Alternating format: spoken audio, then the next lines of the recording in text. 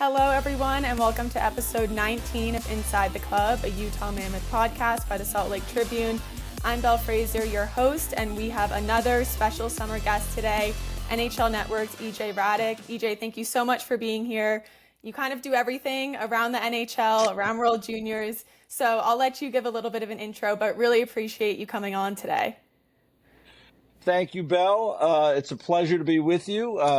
Full disclosure, I've known you for a while. I know your dad, so I'm really excited to do this with you today. I think this is the first time we've done anything really professionally in this kind of format. So this is great for me because you are like one of the kind of bright young people in the business, and I've been around for a while. So I've been able to take stock over the years of doing things, and it's always fun to watch new people come in. And you've been, I know you have such a passion for hockey and you've been following your dream. So I'm really excited for you.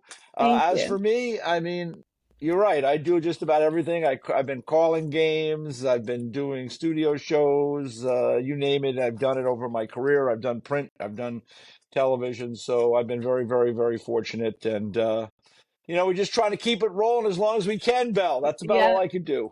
Yeah. Well, for context for those listening, so EJ used to work with my technically godmother, Anna, who then introduced my parents, who then got married, obviously. And EJ was always my dad's friend, who I thought had the coolest job growing up. He was at MSG too when we were Rangers fans. You were a big part of getting me into the studio to see the MSG 150 that year, which I'm forever grateful for. But yeah, It's funny. EJ was always like my dad's coolest friend, and now I feel very lucky to have you on the podcast where I guess we can call ourselves colleagues now, but nonetheless. Yes, we can. Yes, we can.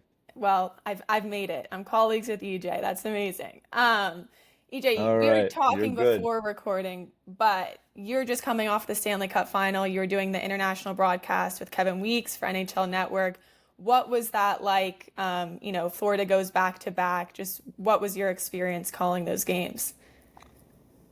Well, it was exciting. It was kind of a weird series, Belle, because we felt it was close because 3 of the games went to overtime.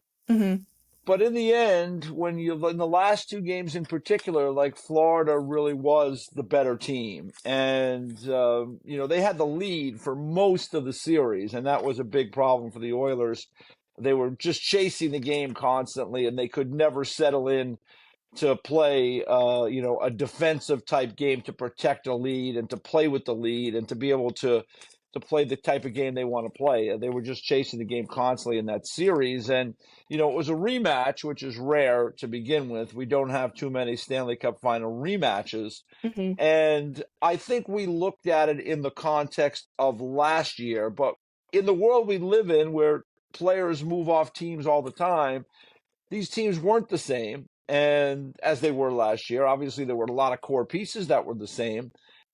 But the Florida Panthers were a deeper, better team than they were last year. And I think in the end, the Edmonton Oilers weren't as deep. And then they suffered a pretty significant injury with Zach Hyman being out of the lineup. And I think that really impacted their chances to win. So, in the end, this Florida team, when you look at them, Belle, there are 3 centers really deep. Their fourth line plays with purpose. They have excellent players on the wing. Their third line with Lundell, Marchand, and Luostarinen would be a first line probably on 10 to 12 teams in the league. They were deep on defense. They added Seth Jones. They already had Ekblad on the right side. Gustav Forsling is just a brilliant defender. And then they have Sergei Bobrovsky, who will be a Hall of Famer when his career ends in goal. And they've done it before. They did it the year before. They made it 3 straight finals. So they have built Bill Zito and under the ownership of Vinny and Teresa Viola, they have built quite a monster there in Florida. And so it was very, very impressive to watch them. And as for the Oilers, there's still some pieces, to get all the way through that they need to address at some point. Speaking of Florida building that monster, the playoffs, I think everyone uses as a learning experience, whether you're in them or you're a team on the bubble or you're a fan or you're a writer or you're a GM. What's the biggest thing you think other teams learn from Florida's success that might influence how people approach the offseason this year? We've already seen trades, signings happen, but what is the Florida Panther influence on the rest of the league, you think? Well, I think they play a really simple game. They get pucks in, they get pucks out. That's what it is. They stack up the neutral zone. Connor McDavid talked about it afterwards. He said, he was kind of frustrated. He said, we tried to do the same thing over and over and over, banging our head against the wall. And Yeah. he was really right in that regard. Is too often, the Florida Panthers, they're going to give you the opportunity to dump the puck in the neutral zone. That's what Mhm. they're going to give you most of the time. Sometimes you can catch them on an odd man break, when they're out of position, which happens to all teams. The game is a frenetic game. It's played, there's a lot of randomness in the game. But for the most part, I think when you want to win a Stanley Cup, you have to take what someone gives you. And I think the Oilers too often tried to carry the puck into the zone. And I'm not talking about McDavid and Draisaitl. I'm talking about Trent Frederick and Evander Kane and on the first goal or the second goal the other night, I think it was Bouchard got to the blue line and turned the puck over there. So the Florida Panthers play a pretty simple game. They rim the puck in when they get over the red line. They'll re-rim it the other way to kind of change the angle of the attack and try to pull you out of position in different spots. So it's a simple game. They've got some big strong players, but at the end of the day, for other teams to try to replicate what they do, the problem is you have to have a guy like Barkov as your 1C. Right. Then you have to have a Sam Bennett as your 2C. And then you have to have an Anton Lundell as your 3C. And then they were able to get, wingers like Reinhard, who was, a fabulous player, scored 4 goals in that game the other night in the clincher. The last guy to score 4 goals in a Stanley Cup final game was Maurice Richard. That was a long time ago. So this is a team they've built they have all the pieces in place, I guess is what I'm saying, Belle. And I just think that they play a simple game and they have some size and length on the blue line. So those are the things I think teams will be looking for. I do think, we've had different piece, this cap era and the rule change era back in the early 2000s. The smaller player was able to kind of get a foothold in the league. Hmm. But I do think, the bigger player now with such skill development, the bigger players have great skill development now and have great skills. So I think, you're looking for those bigger, longer players, especially on defense. I think that's really the biggest influence, I would say, is, for this team and a couple of others that have won, Vegas that has won recently, the Blues that won back in 19. So I would say, that's probably the biggest thing. That's a familiar, I think, request for Utah Mammoth fans. I think all we talk about is getting bigger in the top 6, getting Yeah. bigger on the back end. And like you said, it's not like the big stature guys are just meatheads and enforcers anymore. They're scoring Yeah. 14 to 15 goals and winning the Conn Smythe Trophy as well in Sam Bennett. Yeah. Which Yeah. kind of transitions us into the offseason and free agency. Obviously, he's one of the biggest unrestricted free agents. It seems like he will probably go back to Florida, but EJ, you were one of the first to report that teams would be willing to pay him $10 million plus, which kind of seems fitting now with how the playoffs ended. Yeah. How has, free agency, that landscape kind of changed over the last month? Because at first, Mitch Marner was the guy that everyone would want to, put their name in the hat for. But then you see a guy like Sam Bennett, who's a completely different player, lead a team to a Stanley Cup. How do you think that changes the way teams view free agency this year and also where Bennett could land? Well, Bennett is a unique guy, Bell, just because, he's a good regular season player. Hmm. I think he's had over 50 points and 25 goals. So he's a good regular season player. But he fits so good there because he slides in behind Barkov as a second center. And when the playoffs come, he elevates his game. And, the playoffs to me are such a different challenge than the regular season. So when you get to the teams that are looking to win the Stanley Cup, right? They're like, well, Sam Bennett would be great for us in the postseason, but how much do we pay him for a guy that is not going to be a dominant player in the regular season? It's just that's what history has shown us. Now, I think there's still upside to that. He may score more. He may be a 30-plus goal scorer. He may end up scoring 75 points in the regular season. Hard to say. Depends on the situation. But what do we pay for that? The cap, fortunately for the players, is going up, and for some of the Hmm. teams who wanted a little bit more room, I think it's going to be interesting to watch. I think Bennett, I agree with you. I think Bennett's most likely to stay in Florida. But if he did leave, I think for him, he would have to go to a place, to have the ultimate fit. It would have to go to a place where they have a chance to be successful and where they have a first center, that could, that makes sense. Like, let's just say for Carolina, for argument's sake, they have Aho. They don't really have a two. And I always see Aho kind of as a 1A guy. He's not like the dominant number one guy like Barkov has been for Florida, because Barkov's just bigger, stronger, and is one of the great 200-foot players probably in the history of the game.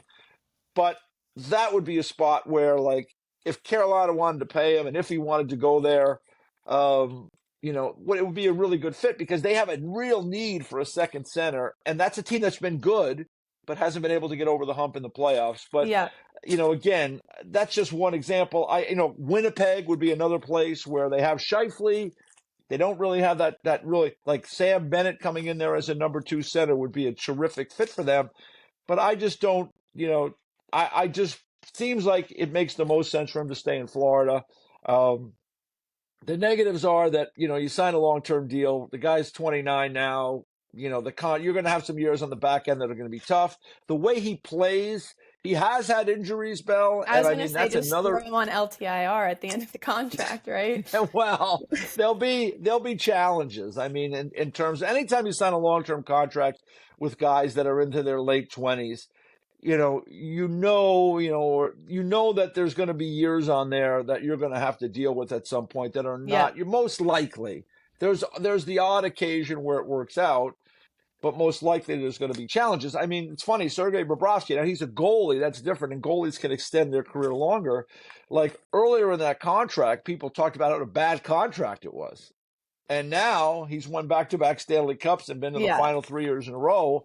And that was a great contract, right? So, you're looking, most of the owners, most of the managers are looking to see what can help them in the more immediate, and they're willing to pay and add term if they think someone can get them all the way to the end. Yeah, I think a Sam Bennett type player, you're talking about 2C. Utah is another team that could desperately use someone with his type of edge and production at 2C. But like you were saying, 29, the type of money and term that he's going to demand.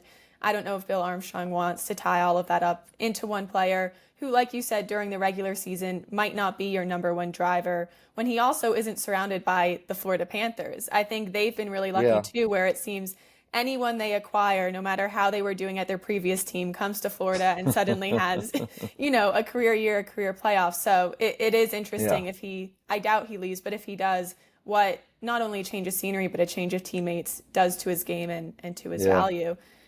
Looking at other unrestricted free agents, centers down the middle that were kind of cheaper prices, Ryan Donato and Matt Duchene, both already extended.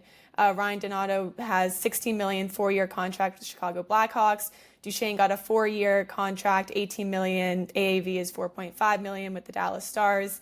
So two reasonably priced centers who are off of the market. And I want to look at Dallas because now the Stars have around $455,000 remaining to sign 5 players this offseason. So they're either going to have to buy out some guys or make some trades. And Jason Robertson's name has been in the headlines, whether it's true or not, about maybe he would be a trade piece for them, could be a match for Utah. This is all speculation, but what have you heard about Jason Robertson? And do you think there's any merit to them moving him because he has 1 year left on his contract? Yeah, I think it's a very possible scenario because, they went out and got Rantanen and signed him to the 8-year deal. And that kind of changed the whole dynamic of their group up front, right? So you said it. They don't have a ton of money to spend. And I do think that they are talking to teams about Jason Robertson. And I think teams are interested. I do think that, and we'll see, Belle. I mean, they might, he's a really good player, Jason Robertson. They might be able to trade him tomorrow. They could trade him while we're discussing this, right? I would think that maybe teams would want to wait until after July 1 just to see what they do with the money that they have to spend, right? Like if the same teams are interested in Marner or Bennett or, Marchand or whoever it is, right? They may want to wait and see, do we get that player where we don't have to trade assets, or do we trade assets and get Robertson? I would suspect for the Dallas Stars, because of their cap issue, the assets that you trade are going to be more along the line of picks and prospects, because the Stars taking on a player that has a contract of some significance is obviously something they're really not positioned to do right now, as you pointed out. So I do think that he'll likely get moved. That just makes the most sense for the Dallas Stars. They don't have the cap room. They have other guys to sign. They're trying to rework their team. I was kind of surprised, really, that they were quick to sign Matt Duchene to a 4-year contract. He's an older player. He's a terrific guy, Belle. I mean, just in terms of for our business, being around and interviewing him, the guys love him down there. Talking to him, I mean, he's just a really. I really enjoyed my conversations with Matt Duchene over the years, but. They've committed now $4.5 million to him, and he's someone into his 30s now, and how is that production going to continue for Dallas? So we'll see how that one plays out for the Stars. But I do think Jason Robertson will probably be moved before the end of this offseason at some point, just because the Stars. I think with the signing of Rantanen and the money they're paying him, that changes the dynamic for them. It's interesting what you said about waiting until after July 1 just to see what happens with Robertson, because Dallas can't take on a big contract, but they're going to request a haul for him if that is picks and prospects for sure, which is something, Utah has a lot of, because unfortunately they've been stockpiling a lot of top picks and prospects over the past years. That's just the reality of a rebuild. So I think that's something they can think about, but it's definitely not like the Stars are just going to dump Robertson for cap space. They're going to need to get something in return. He had 80 points this season, I believe, 35 goals, is young in his 20s. That's a guy who can make a really big impact. So definitely a name to watch. And that leads into the draft as well. Free agency, dev camp, the draft all happens within the same 2 to 3 weeks. So it's going to be a lot of news. But EJ, earlier this season, you cover World Juniors basically every year. And a lot of the guys in the first round, especially in Utah's range, play for their respective countries in World Juniors. And that's kind of when scouts and general managers and teams are doing their final viewing of these guys. So what did you take away from this year's tournament? And were there any guys in the top 10 of the draft that kind of stuck out and rose their stock through that time? Well, we didn't get to see Matthew Schaefer for a long time because he ended up breaking his collarbone. And one of the stranger things I've ever seen, I mean, the kid could absolutely fly, and he skated literally right into the net. And, it was like a car crash, and he broke his collarbone. And it was really, really unfortunate because he's a talented young man, and so much so that he has stayed at the top of most people's rankings, as a puck-moving defenseman. I mean, some people have compared him to a Jake Sanderson. Others have compared him to, different, longer left shot defenseman, high end defenseman in the league. So we'll see what the Islanders do with the first overall pick if they take him. Michael Misa's a really interesting guy for me because he did not play on Canada's World Junior team. I have no idea why they didn't take him, to be honest with you, and they didn't do very well in that tournament, so maybe they should have. But he's a guy that produces goals, and he was granted exceptional status in the Canadian Hockey League, which is to be allowed to play at 15. And now the Canadian Junior League, for those who don't know, it's usually 16 through 20. To play in that league as a 15-year-old, you have to apply for the status and you have to get it. And he applied and he did get it. And so guys like that sometimes, Belle, they get over scouted. He's been on the radar for a long time. And so people pick apart their games. And, he did nothing but score goals and help lead his team this year and create offense. And he's got, good enough size. I think he's 6'1", 6'1.5". I'm curious about Michael Misa because I don't get to see him a lot. I haven't got to see him play a lot. So it's hard for me to say exactly how I feel about him. But he's certainly an interesting guy. And like the Islanders, maybe they'll go that route because, you think about drafting defensemen first overall, in the league. In the history of it, it hasn't always worked out well for the teams that have done it. That doesn't mean that those players haven't been really good players.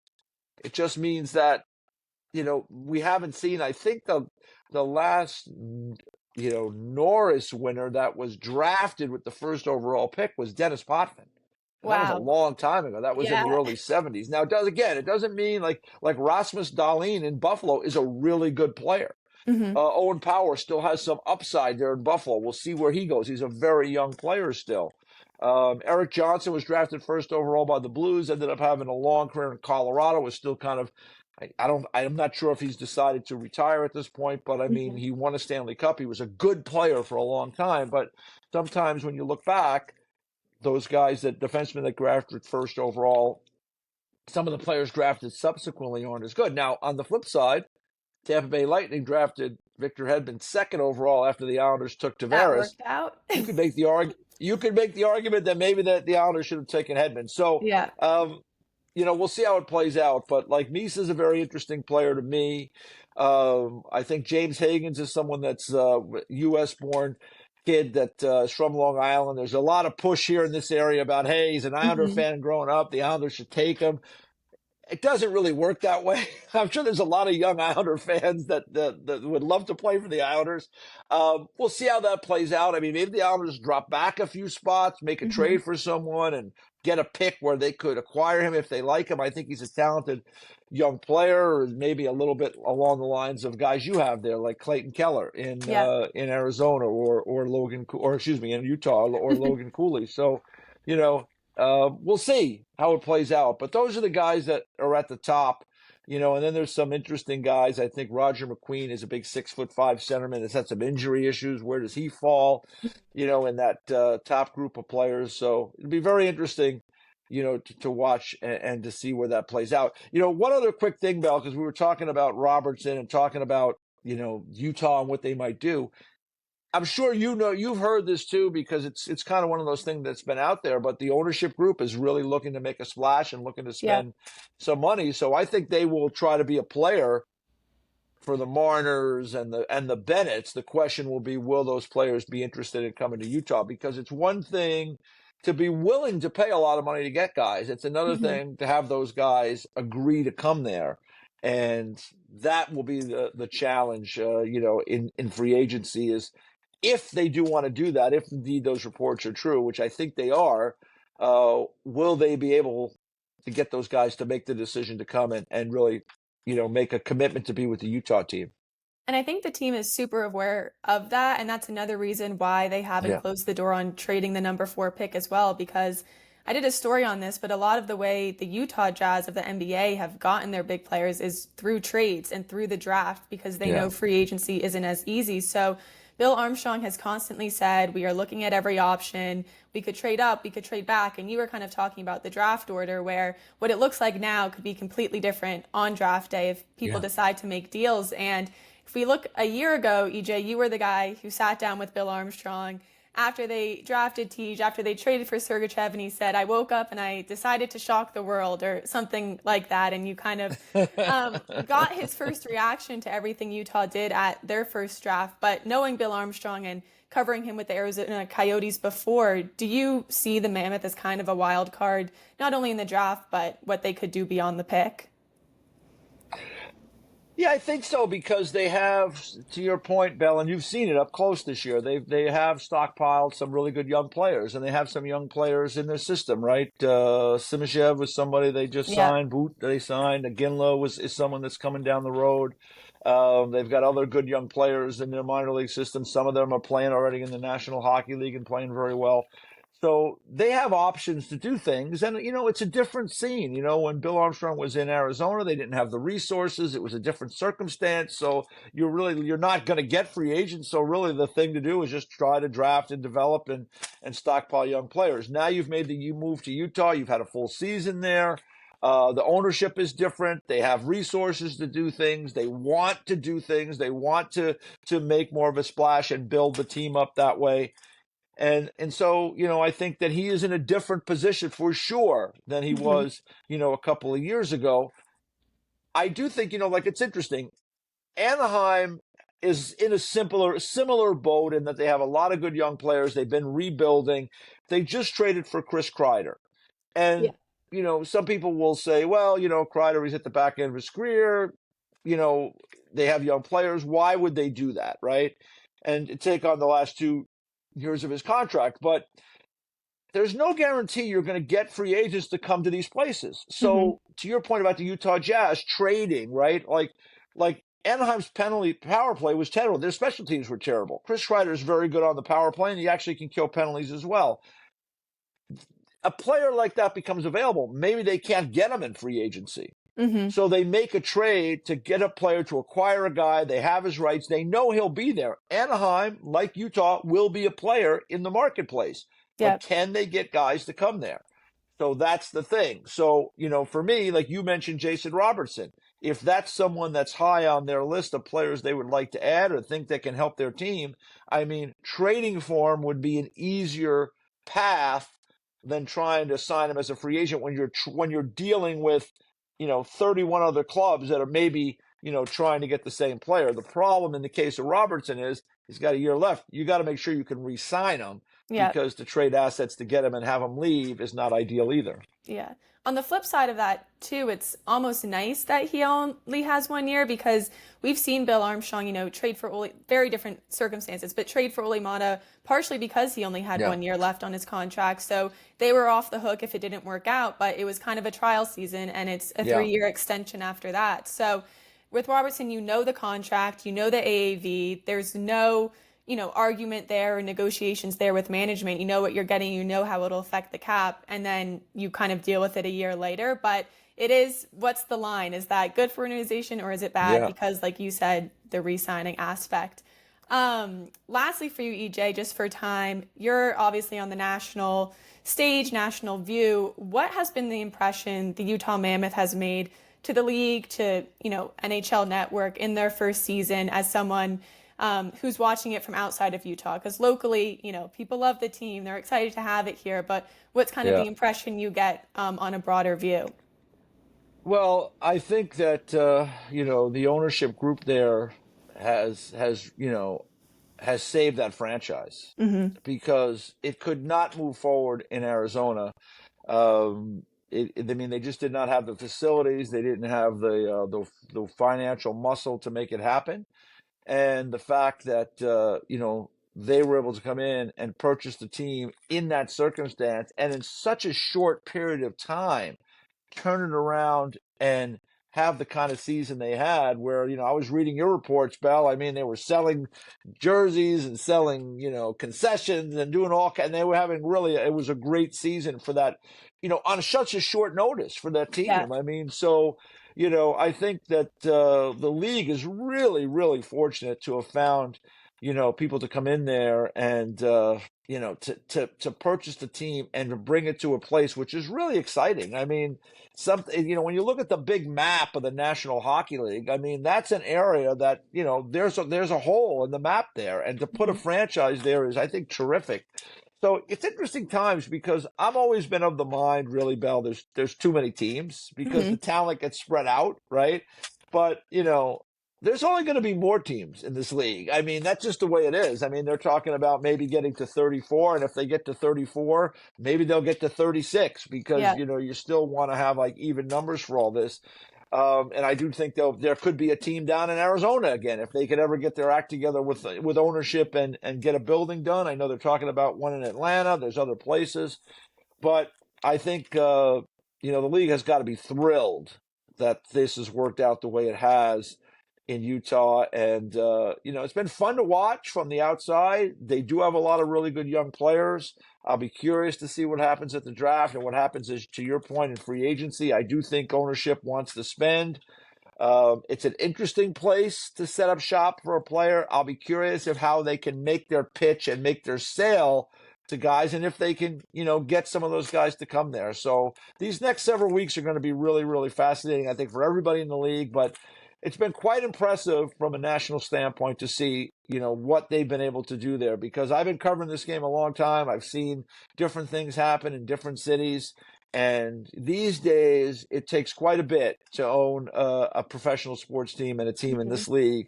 And they have the wherewithal to make it work. So I'll be fascinated to see the new practice facility there that's eventually coming, to see, what they do with the improvements to the Delta Center over time. But this franchise is on firm footing for the first time in a long time. For sure. And buckle up, Utah Mammoth fans, for the next month or two. It's going to be, a lot of new fun experiences. You got the first season, first NHL playoffs, and now first off season. Yeah. So it should be good. And EJ, thank you so much for, shedding some light on a lot of different avenues that could happen this summer. Really appreciate it. For people who want to follow your work, watch you, what does the next, couple months look like for you, and where can people find you? Well, I'll be getting ready to go out to the draft in Los Angeles. It's a different draft this year, right? Because it's a decentralized draft. So it might be the only time they do it this way, but it'll be fascinating for me to see how it actually works. I'm hoping that second day doesn't turn into a marathon type situation like we had a couple of years during the drafts that were done during the COVID era there. So got that coming up, free agency coming up, get a little bit of a break, hopefully be back at it next year. I do my NHL Tonight First Shift show, which is Monday through Friday during the season from 4 to 5 Eastern time. And then I'll hopefully be calling games again, for the NHL Network, the World Juniors, and, our NHL Network Showcase games. So trying to keep busy. We'll see how it goes, Belle. It's always year to year in this life. We'll see how it goes. Yeah. Well, awesome, EJ. Thank you so much for doing this. And thank you, everyone, for listening. We will talk to you in the next episode, which will probably be about the draft. So thanks again, and have a great week, everyone.